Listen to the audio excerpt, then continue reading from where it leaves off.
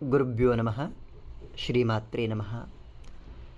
ಶ್ರೀ ವಿದ್ಯಾ ಉಪಾಸನೆಯಿಂದ ಅಥವಾ ಲಲಿತಾ ಸಹಸ್ರನಾಮದ ಪಾರಾಯಣದಿಂದ ಮನುಷ್ಯನ ಜೀವನದಲ್ಲಿ ಏನು ಬದಲಾವಣೆ ಆಗುತ್ತೆ? ಪಠಿಸುವಂಥ ಜೀವಿ ಅಥವಾ ಕೇಳಿಸಿಕೊಳ್ಳುವಂಥ ವ್ಯಕ್ತಿಗಳಾಗಿರಲಿ, ಯಾವುದೇ ಜೀವಿ ಆಗಿರಲಿ, ಅವರಲ್ಲಿ ಯಾವ ಬದಲಾವಣೆಗಳನ್ನು ಕಾಣಬಹುದು? ಅಥವಾ ಶ್ರೀವಿದ್ಯೆಯಲ್ಲಿ ಏನೆಲ್ಲ ನಾವು ಪಡ್ಕೊಳ್ಳೋಕೆ ಸಾಧ್ಯ? ಇದು ಸಾಮಾನ್ಯ ಪ್ರಶ್ನೆ. ಏನು ಸಿಗುತ್ತೆ ನನಗೆ, ಏನು ಸಿಗೋದಿಲ್ಲ ಅನ್ನೋದನ್ನು ತಿಳ್ಕೊಳ್ಬೇಕು. ಯಾವ ಜಡವಸ್ತುವಿನಲ್ಲಿಯೂ ಜೀವಿತ ವಸ್ತುವಿನಲ್ಲಿಯೂ ಆ ಜಗನ್ಮಾತೆ ಶಕ್ತಿ ವಿದ್ಯಮಾನವಾಗಿದೆಯೋ, ಆ ಜಗನ್ಮಾತೆ ಉಪಾಸನೆಯನ್ನು ಮಾಡೋದರಿಂದ ಅಥವಾ ಅವಳ ಸ್ಮರಣೆಯನ್ನು ಮಾಡೋದರಿಂದ ಏನೆಲ್ಲ ದೊರಕುತ್ತೆ ನಮಗೆ? ಆ ಜಗನ್ಮಾತೆಯ ಅಸ್ತಿತ್ವ ನಾವು ಇರುವಾಗಲಿಂದಲೂ, ನಾವು ಇಲ್ಲದೇ ಇರುವ ಸಮಯದಿಂದಲೂ ಇದ್ದೇ ಇದೆ. ಆದರೆ ಆ ಜಗನ್ಮಾತೆ ನಮ್ಮಲ್ಲಿ ಇದ್ದಾಳೆ ಅನ್ನುವ ಅನುಭವ ಬರಬೇಕಲ್ಲ, ಆ ಅನುಭವಕ್ಕೋಸ್ಕರ ಕಾಯಬೇಕು. ಕೆಲವರಿಗೆ ಬಹುಬೇಗ ಸಿಗತ್ತೆ, ಕೆಲವರಿಗೆ ಅವರ ಅಂತ್ಯಕಾಲ ಸಮೀಪಿಸಿದಾಗ ದೇವರ ಮೇಲೆ ಭಕ್ತಿ, ಪ್ರೀತಿ ಎಲ್ಲವೂ ಬರುತ್ತೆ. ಯಾಕೆ? ಅದೆಲ್ಲವೂ ಪೂರ್ವ ನಿರ್ಧಾರಿತ ಅನ್ನೋದಕ್ಕಿಂತ ನಮಗೆ ಎಷ್ಟು ಸಿಗೋಕ್ಕೆ ಸಾಧ್ಯ ಅಷ್ಟೇ ಸಿಗುತ್ತೆ.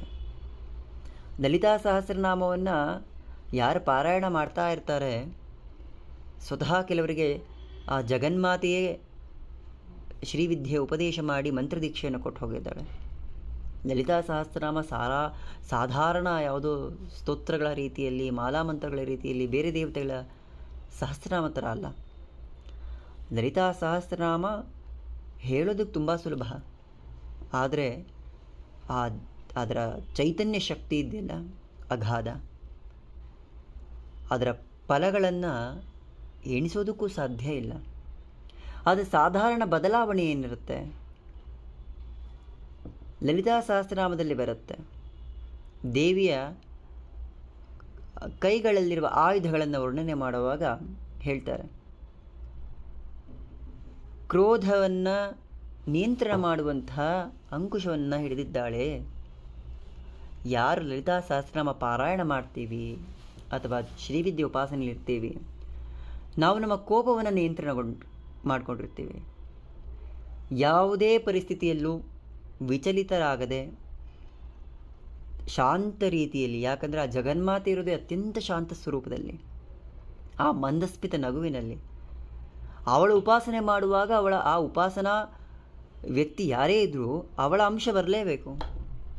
ಆ ದೈವತಾ ಉಪಾಸನೆ ಯಾವ್ದು ಮಾಡ್ತಾ ಹೋಗ್ತೀವಿ, ಆ ಸ್ವರೂಪವೇ ನಮ್ಮಲ್ಲಿ ಬರುತ್ತೆ. ಆಗ ಪ್ರಶಾಂತತೆ, ತೆಗಳಿಕೆ ಬಂದರೂ ಪ್ರಶಾಂತತೆಯೇ ಇರುತ್ತೆ, ಹೊಗಳಿಕೆ ಬಂದರೂ ಪ್ರಶಾಂತತೆಯೇ ಇರುತ್ತೆ. ಅವಮಾನಕ್ಕೆ ಹಂಜೋದಿಲ್ಲ, ಸನ್ಮಾನಕ್ಕೆ ಆಸೆ ಪಡೋದಿಲ್ಲ. ಎಲ್ಲವನ್ನೂ ಸಮಾನವಾಗಿ ತಗೊಂಡು ಹೋಗುವಂತಹ ಭಾವನೆ ಬರುತ್ತೆ. ಮನಸ್ಸು ಎಷ್ಟು ನಿರ್ಮಲವಾಗ್ತಾ ಹೋಗುತ್ತೆ ಅಂದರೆ, ಪ್ರತಿಯೊಂದು ವಸ್ತುವಿನಲ್ಲೂ ಜಗನ್ಮಾತೆಯ ಇರುವಿಕೆಯನ್ನು, ಆ ಜಗನ್ಮಾತೆಯ ಶಕ್ತಿಯನ್ನು ತಿಳಿತಾ ಹೋಗ್ತೇವೆ.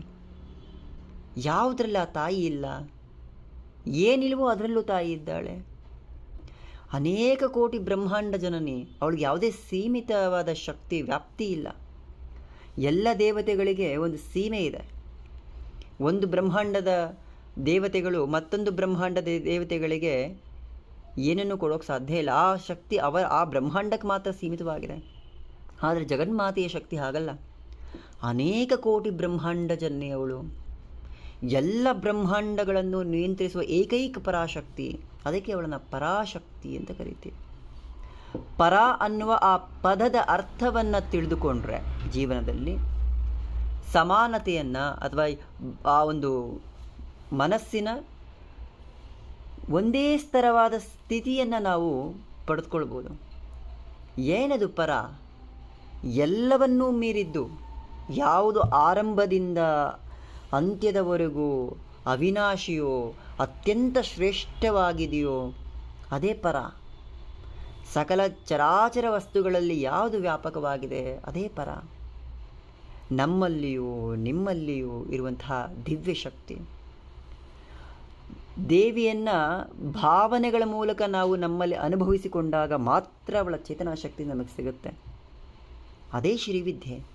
ಸಾಧನೆ ಅಲ್ಲ, ಸಾಧನೆ ಅವಳ ಶಕ್ತಿಯನ್ನು ನಿಯಂತ್ರಿಸಿಕೊಂಡು ನಮ್ಮ ಲೌಕಿಕ ಇಚ್ಛೆಗಳನ್ನು ಈಡೇರಿಸಿಕೊಳ್ಳೋದಕ್ಕೆ ಬಳಸ್ಕೊಳ್ತೀವಿ. ಆದರೆ ಯಾವಾಗ ಪರತತ್ವದಲ್ಲಿ ಜಗನ್ಮಾತೆಯನ್ನು ಆರಾಧನೆ ಮಾಡ್ತಾ ಹೋಗ್ತೀವಿ, ಆ ಪರತತ್ವದಲ್ಲಿ ನಿಂತ್ಕೊಂಡಾಗ ಸ್ವತಃ ನಾವೇ ಆ ಜಗನ್ಮಾತೆಯಾಗಿ ಹೋಗ್ತೀವಿ. ನಮ್ಮಲ್ಲಿರುವ ಆತ್ಮವೇ ಆ ತಾಯಿ. ಯಾರೂ ಭಿನ್ನರಲ್ಲ, ಯಾರು ಮೇಲೂ ಅಲ್ಲ, ಯಾರು ಕೀಳೂ ಅಲ್ಲ.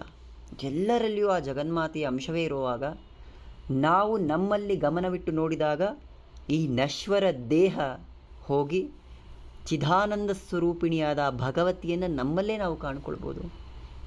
ಅದೇ ಆ ಜಗನ್ಮಾತೆ ಲಲಿತಾ ಸಹಸ್ರನಾಮದಲ್ಲಿ ಬರೋದು ಅಂತರ್ಮುಖ ಸಮಾರಾಧ್ಯ ಬಹಿರ್ಮುಖ ಸುದುರ್ಲಭ. ಬಹಿರ್ಮುಖ ಪೂಜೆಗಳನ್ನು ಮಾಡಬಾರ್ದು ಅಂತಲ್ಲ, ಅಂತರ್ಮುಖವಾಗಿ ಹೋಗೋದಕ್ಕಿರುವಂಥ ಸಾಧನೆ, ಒಂದು ಹಾದಿ. ಅತ್ಯಂತ ವಿಶೇಷ ಏನಂದರೆ ಲಲಿತಾ ಸಹಸ್ರನಾಮವನ್ನು ಪಾರಾಯಣ ಮಾಡ್ತಾ ಮಾಡ್ತಾ ಬಾಹ್ಯ ಪೂಜೆಗಳಿಗೆ ಎಷ್ಟು ಮಹತ್ವ ಕೊಡ್ತೀವಿ, ಆಂತರಿಕ ಪೂಜೆಗೆ ಅಷ್ಟೇ ಮಹತ್ವ ಕೊಡ್ತಾ ಹೋಗ್ತೀವಿ. ನಾನೇ ಜಗನ್ಮಾತೆಯಾಗಿ ಅಥವಾ ನಮ್ಮಲ್ಲಿಯೇ ಆ ಶ್ರೀಚಕ್ರವನ್ನು ನೋಡ್ತಾ ಹೋಗ್ತಾ ಇದ್ದಾಗ ಆ ಭಗವತಿಯಲ್ಲಿ ಒಂದಾಗಿ ಹೋಗ್ತೀವಿ. ಆಗ ಯಾವ ಲೌಕಿಕ ಸುಖ ಆಸೆಗಳು ಕೂಡ ಇರೋದಿಲ್ಲ, ಎಲ್ಲವೂ ಇರುತ್ತೆ. ಎಲ್ಲ ಸಂಬಂಧಗಳನ್ನು ನಿಭಾಯಿಸಬೇಕು, ಅಂಟುಕೊಂಡಿರಬಾರ್ದು. ಉರ್ವಾರುಕದ ಹಾಗೆ. ಯಾಕಂದರೆ ಸೌತೆಕಾಯಿ ತೊಟ್ಟು ಗಿಡಕ್ಕೆ ಹಾಗೂ ಕಾಯಿಗೆ ಅಂಟಿರುತ್ತೆ. ಎಲ್ಲೂ ಕೂಡ ನಾವು ತೊಟ್ಟಿರುವಂತಹ ಸೌತೆಕಾಯಿನ ಸಿಗೋದಿಲ್ಲ. ಮೃತ್ಯುಂಜಯ ಮಂತ್ರದಂದೇ ಹೇಳ್ತಾರೆ, ಉರ್ವಾರುಕಮಿವ ಬಂಧನಾತ್, ಅಂಟಿಯು ಅಂಟದಂತಿರುವಂತೆ ಮೃತ್ಯುವಿಗೆ. ಹಾಗೆ ಈ ಸಂಬಂಧಗಳಿಗೆ ಉರ್ವಾರುಕದ ಹಾಗೆ ಇರಬೇಕು, ಅಂಟಿಯು ಅಂಟದ ಹಾಗೆ ನಮ್ಮ ಕರ್ತವ್ಯಗಳನ್ನು ನಿಭಾಯಿಸ್ತಾ ಜಗನ್ಮಾತೆಯನ್ನೇ ಸಂಪೂರ್ಣವಾಗಿ ಆವರಿಸ್ಕೊಳ್ಳೋದು. ಆಗ ಅವಳ ವಿಶೇಷತೆ ತಿಳಿಯುತ್ತೆ, ಅವಳ ಗುಣಗಳು ನಮ್ಮಲ್ಲಿ ಕಾಣಿಸ್ಕೊಳ್ಳುತ್ತೆ. ದಯೆ, ಕರುಣೆ, ಅದೆಲ್ಲವನ್ನೂ ಮೀರಿದ ಶಕ್ತಿಯವಳು. ಅದೆಲ್ಲ ಸಣ್ಣ ಪದಗಳು ಅವಳನ್ನು ವರ್ಣನೆ ಮಾಡೋದಕ್ಕೆ. ಚಿದಾನಂದ ಸ್ವರೂಪಿಣಿ. ಯಾರಿಗೂ ಅವಳನ್ನು ಅರ್ಥ ಮಾಡೋಕ್ಕೆ ಸಾಧ್ಯವೇ ಇಲ್ಲ. ಯಾರು ಶ್ರೀವಿದ್ಯೆ ಉಪಾಸನೆ ಮಾಡ್ತಾ ಹೋಗ್ತೀವಿ ಅಥವಾ ಶ್ರೀವಿದ್ಯೆಯ ರಹಸ್ಯಗಳನ್ನು ತಿಳಿತಾ ಹೋಗ್ತೀವಿ ಅಥವಾ ಜಗನ್ಮಾತೆ ತಿಳಿಸ್ತಾ ಹೋಗ್ತಾಳೆ, ಅವರು ಶರೀರ ಮೋಹವನ್ನು ತ್ಯಜಿಸಿ ಸ್ವತಃ ಶಿವನಾಗುವ ಕಡೆಗೆ ಹೋಗ್ತಾ ಇರ್ತಾರೆ. ಯಾಕಂದರೆ ಆ ತಾಯಿಯನ್ನು ಶಿವನ ಹೊರತು ಬೇರೆ ಯಾರೂ ಅರ್ಥ ಮಾಡ್ಕೊಳ್ಳೋಕೆ ಸಾಧ್ಯವೇ ಇಲ್ಲ. ನಾವು ಅವಳನ್ನು ತಿಳ್ಕೊಳ್ತಾ ಇದ್ದೀವಿ, ಅರ್ಥ ಮಾಡ್ಕೊಳ್ತಾ ಇದ್ದೀವಿ ಅಂದರೆ ಶಿವನಾಗ್ಲಿಕ್ಕೆ ಹೋಗ್ತಾ ಇದ್ದೀವಿ ಅಂತ. ಶಿವ ಜಗನ್ಮಾತೆಯನ್ನು ಎಂದೂ ಬಿಟ್ಟಿರೋಕ್ಕೆ ಸಾಧ್ಯವೇ ಇಲ್ಲ. ಶಿವನಿಲ್ಲದೆ ಶಕ್ತಿ ಇಲ್ಲ, ಶಕ್ತಿ ಇಲ್ಲದೆ ಶಿವನಿಲ್ಲ. ಒಂದು ಕ್ರಿಯಾಶಕ್ತಿ, ಇನ್ನೊಂದು ಅದನ್ನು ನಿಯಂತ್ರಣ ಮಾಡುವಂತಹ ಶಕ್ತಿ. ಒಮ್ಮೆ ಯೋಚನೆ ಮಾಡಿ ನೋಡಿ, ನಮ್ಮ ಹತ್ರ ಎಷ್ಟೊಂದು ಆಸ್ತಿ ಇದೆ, ಅಂತಸ್ತಿದೆ, ಐಶ್ವರ್ಯ ಇದೆ, ವಿದ್ಯೆ ಇದೆ, ಆದರೆ ನನಗೆ ಮೇಲೆ ಹೇಳೋದಕ್ಕೂ ಸಾಧ್ಯ ಆಗೋದಿಲ್ಲ ಅನ್ನೋವಾಗ, ದೇಹದಲ್ಲಿ ಶಕ್ತಿಯೇ ಇಲ್ಲ ಅನ್ನೋವಾಗ ಅದೆಲ್ಲವೂ ವ್ಯರ್ಥ, ನಾನು ಎದ್ದು ಓಡಾಡಿದ್ರೆ ಸಾಕಪ್ಪ ಅನಿಸ್ಬಿಡುತ್ತೆ. ಹಾಗೆ ಸೃಷ್ಟಿಯನ್ನು ರಚಿಸಿದಂತಹ ಜಗನ್ಮಾತೆ ಎಲ್ಲರಿಗೂ ತನ್ನ ಶಕ್ತಿಯನ್ನು ನೀಡಿದರೂ ಆ ಶಕ್ತಿಯಾಗೆ ಸೀಮಿತವನ್ನು ಹಾಕಿಬಿಟ್ಟಿರ್ತಾಳೆ. ಇಷ್ಟೇ ನನ್ನ ವ್ಯಾಪ್ತಿ ಅಂತ. ಅದನ್ನು ಮೀರಿ ಯೋಚನೆ ಮಾಡೋದಿದೆಯಲ್ಲ, ಅದೇ ಪರಾತತ್ವ, ಅದೇ ಶ್ರೀವಿದ್ಯೆ ಹೇಳ್ಕೊಡೋದು. ಶ್ರೀವಿದ್ಯೆ ತಂತ್ರವಿದ್ಯೆ, ತಂತ್ರ ಸಾಧನೆ, ಅತ್ಯಂತ ಶುದ್ಧವಾದ ತಂತ್ರ ಸಾಧನೆ. ವಾಮಾಚಾರ ಮಾರ್ಗವಾಗಿ, ಕೌಲ ಮಾರ್ಗವಾಗಿ, ಸಮಯಾಚಾರದಿಂದ, 3 ವಿಧನಾದ ಮಾರ್ಗಗಳಿಂದ ಜಗನ್ಮಾತೆಯನ್ನು ಉಪಾಸನೆ ಮಾಡಬಹುದು ಅಂದರೆ ಅದು ಶ್ರೀವಿದ್ಯೆಯಲ್ಲಿ ಮಾತ್ರ. ದಶಮಹಾವಿದ್ಯೆಗಳಲ್ಲಿ ಕೆಲವೊಂದನ್ನು ವಾಮ ಮಾರ್ಗದಲ್ಲಿ ಬಿಟ್ಟು ದಕ್ಷಿಣಾಚಾರದಲ್ಲೋ ಸಮಯಾಚಾರದಲ್ಲೋ ಪೂಜೆ ಮಾಡೋಕ್ಕೆ ಸಾಧ್ಯವೇ ಇಲ್ಲ. ಕೆಲವರನ್ನು ಸಮಯಾಚಾರದಲ್ಲಿ ಮಾತ್ರ ಪೂಜೆ ಮಾಡಲಿಕ್ಕೆ ಸಾಧ್ಯ, ಕೆಲವರನ್ನು ದಕ್ಷಿಣಾಚಾರದ ಮಾತ್ರ ಪೂಜೆ ಮಾಡಲಿಕ್ಕೆ ಸಾಧ್ಯ, ಕೆಲವರನ್ನು ಕೌಲ ಮಾರ್ಗದಲ್ಲಿ ಪೂಜೆ ಮಾಡಲಿಕ್ಕೆ ಸಾಧ್ಯ ಆಗುತ್ತೆ. ಆದರೆ ಜಗನ್ಮಾತೆಯಾದ ಲಲಿತಾ ಪರಮೇಶ್ವರಿಯನ್ನು 3 ವಿಧವಾಗಿ ಅವಳ ಆರಾಧನೆ ಮಾಡ್ಬೋದು ಶ್ರೀವಿದ್ಯೆಯಲ್ಲಿ. ಯಾಕಂದರೆ ಎಲ್ಲದರಲ್ಲೂ ನಾನೇ ಇದ್ದೀನಿ, ಸರ್ವ ಯಂತ್ರಾತ್ಮಿಕೆ, ಸರ್ವ ಮಂತ್ರಾತ್ಮಿಕೆ, ಸರ್ವ ತಂತ್ರಾತ್ಮಿಕೆ. ಆ ಜಗನ್ಮಾತು ಎಲ್ಲವನ್ನು ನಾನು ಸ್ವೀಕಾರ ಮಾಡ್ತೀನಿ. ಯಾವುದೂ ಕೆಟ್ಟದ್ದಿಲ್ಲ ಜಗತ್ತಲ್ಲಿ. ನಮ್ಮ ಭಾವನೆಗೆ ಕೆಟ್ಟದ್ದನಿಸಿದ್ದು ಅದು ಕೆಟ್ಟದ್ದು, ನನಗೆ ಕೆಟ್ಟದ್ದನಿಸಿದ್ದು ಬೇರೆಯವ್ರಿಗೂ ಅದು ಒಳ್ಳೆಯದಾಗಿರುತ್ತೆ. ದೃಷ್ಟಿಕೋನಗಳು ಬದಲಾಗಬೇಕು. ಆ ದೃಷ್ಟಿಕೋನವನ್ನು ಬದಲಾಯಿಸ್ಕೊಳ್ಬೇಕು ಅಂದಾಗ ಜಗನ್ಮಾತೆಯ ಅನುಗ್ರಹ ಅಥವಾ ಜಗನ್ಮಾತೆಯ ಆ ಕೃಪಾದೃಷ್ಟಿನ ನಾವು ಬೆಳೆಸ್ಕೊಳ್ತಾ ಹೋಗಬೇಕು. ಆ ತಾಯಿ ನನ್ನನ್ನು ನೋಡಲಿ ಅನ್ನುವ ಅಭಿಲಾಷೆ ನಮ್ಮಲ್ಲಿರಬೇಕು. ಏನನ್ನೋ ಬೇಕು ನನಗೆ ಅನ್ನುವ ಅಭಿಲಾಷೆಯೇ ಇಲ್ಲ ಅನ್ನುವಾಗ ಏನನ್ನು ಕೇಳಲಿಕ್ಕೆ ಸಾಧ್ಯ? ಯಾವುದೋ ಒಂದು ವಸ್ತುವನ್ನು ಪಡೆದುಕೊಳ್ಳುವ ಇಚ್ಛೆ ಇದ್ದಾಗ ಮಾತ್ರ ಆ ವಸ್ತುವನ್ನು ನಾವು ತಿಳ್ಕೊಳ್ತಾ ಹೋಗ್ತೇವೆ. ಶ್ರೀವಿದ್ಯೆಯೂ ಹಾಗೆ. ಲಲಿತಾ ಸಹಸ್ರನಾಮವನ್ನು ನಾನು ಪಾರಾಯಣ ಮಾಡ್ತಾ ಇದ್ದೀನಿ. ಹೇಗೆ ಪಾರಾಯಣ ಮಾಡ್ತಾ ಇದ್ದೀವಿ? ಯಥಾವತ್ ಕಂಠಪಾಠ ಹೇಳಬೇಕಲ್ಲ, ಬುಕ್ ಇಟ್ಕೊಂಡು ಹೇಳೋದು. ಒಮ್ಮೆ ಅದನ್ನು ಅನುಭವಿಸಿ ಓದಿ, ಪ್ರೀತಿಯಿಂದ ಓದಿ. ಅದು ಏನಿದೆ, ಎಷ್ಟು ರೋಚಕವಾದ ಕಥಾಂಧರ. ದೇವಿ ಹೇಗೆ ಹುಟ್ಟಿದ್ಲು, ಯಾರಿಗಾಗಿ ಬಂದಳು, ಹೇಗೆ ಬಂಡಾಸುರ ವಧೆ ಮಾಡಿದ್ಲು, ದೇವಿ ಎಲ್ಲೆಲ್ಲಿದ್ದಾಳೆ, ಅವಳನ್ನು ಯಾವ್ಯಾವ ರೂಪದಲ್ಲಿ ನಾವು ಕಾಣಬಹುದು. ಇಷ್ಟೆಲ್ಲವೂ ಆದ ಮೇಲೆ ಕೊನೆಯಲ್ಲಿ ಹೇಳ್ತಾರೆ ಶಿವಶಕ್ತಿಯ ಐಕ್ಯ ಸ್ವರೂಪಿಣಿಯಾದ ಲಲಿತಾಂಬಿಕೆ ಅಂತ. ಶಿವಶಕ್ತಿಯ ಐಕ್ಯ ಸ್ವರೂಪಿಣಿಯವಳು ಅಂದರೆ ಪುರುಷ ಹಾಗೂ ಪ್ರಕೃತಿ ಎರಡರ ಸಮ್ಮಿಲನದ ಮಹಾಶಕ್ತಿ ಅದು. ಆ ಶಕ್ತಿಯೇ ಇಡೀ ಜಗತ್ತನ್ನು ನಿಯಂತ್ರಣ ಮಾಡ್ತಾ ಇದೆ. ಆ ಜಗನ್ಮಾತೆಯ ಶಕ್ತಿ ಇಲ್ಲ ಅಂದರೆ ಭೂಮಿಯಲ್ಲಿ ನಶ್ವರ. ಅವಳ ಕಣ್ಣು ರೆಪ್ಪೆ ಮಿಟಿಕಿಸಿ ಕಣ್ಣು ಬಿಡೋದ್ರೊಳಗಡೆ ಅನೇಕ ಬ್ರಹ್ಮಾಂಡಗಳು ನಾಶವಾಗಿರುತ್ತೆ, ಅನೇಕ ಬ್ರಹ್ಮಾಂಡಗಳು ಉಗಮವಾಗಿರುತ್ತೆ. ಅಂಥ ದಿವ್ಯಚೇತನ ಶಕ್ತಿಯನ್ನು ನಾವು ಆಶ್ರಯಿಸ್ತಾ ಇದ್ದೀವಿ, ಅವಳ ಸ್ಮರಣೆಯನ್ನು ಮಾಡ್ತೀವಿ ಅಂದರೆ ಅದು ಅವಳ ಇಚ್ಛೆ. ಎಂದು ಶ್ರೀವಿದ್ಯೆ ಬಗ್ಗೆ ತಿಳ್ಕೊಳ್ತೀವೋ ಅಥವಾ ಲಲಿತಾ ಸಹಸ್ರನಾಮ ಪಾರಾಯಣ ಮಾಡಲಿಕ್ಕೆ ನಾವು ಶುರು ಮಾಡ್ತೀವಿ, ಅಲ್ಲಿಗೆ ಆ ಮನುಷ್ಯ ಅರ್ಥ ಮಾಡ್ಕೊಳ್ಬೇಕು, ಲಲಿತಾ ಪರಮೇಶ್ವರಿ ನಾನು ಆಶ್ರಯಿಸ್ತಾ ಇದ್ದೀನಿ ಅಂದರೆ ಬಹುಶಃ ನಾನು ಕೊನೆಯ ಹಂತದಲ್ಲಿದ್ದೇನೆ. ಈ ಮೋಹ ಮಾಯೆ ಅಥವಾ ಪುನರಪಿ ಜನನಂ ಪುನರಪಿ ಮರಣಂ ಅನ್ನುವ ಈ ಚಕ್ರದಿಂದ ನಾನು ಬಿಡುಗಡೆಯನ್ನು ಹೊಂದಿ ಜಗನ್ಮಾತೆಯಲ್ಲಿಯೇ ಐಕ್ಯನಾಗುವ ಹಂತದಲ್ಲಿದ್ದೇನೆ ಅಥವಾ ಹಂತದಲ್ಲಿದ್ದೇವೆ ನಾವು ಅನ್ನೋದನ್ನು ತಿಳ್ಕೊಬೇಕು. ಎಲ್ಲಿವರೆಗೂ ಆ ಭಾವನೆ ಬರೋದಿಲ್ಲ, ಶ್ರೀವಿದ್ಯೆಯನ್ನು ಉಪಾಸನೆ ಮಾಡಿದ್ರೆ ಅದು ಕೊನೆ ಜನ್ಮ ಆಗಿಬಿಟ್ಟಿರುತ್ತೆ ಅವ್ರದ್ದು. ದೇವಿ ಎಲ್ಲ ಸುಖಭೋಗಗಳನ್ನು ಕೊಟ್ಬಿಟ್ಟಿರ್ತಾಳೆ.